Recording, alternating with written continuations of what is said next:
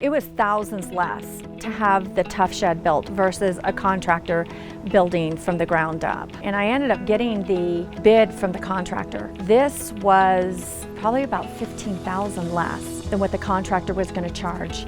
The installation was probably not even like 6 hours. Oh my gosh, the quality is phenomenal. I actually did research for months before I even decided on Tuff Shed. And the whole reason I went with Tuff Shed is because I wanted something that is similar as building a house. And it was a second contractor that I met with. He actually was the one saying, Linda, it would cost way more money. It would cost too much for us to build it from scratch. Just go to a Tuff Shed. He said those can withstand any kind of weather and it's gonna last. It's gonna be there 10, 15, 20 years. And he said, I would recommend doing the Tuff Shed and then hire me to finish the inside.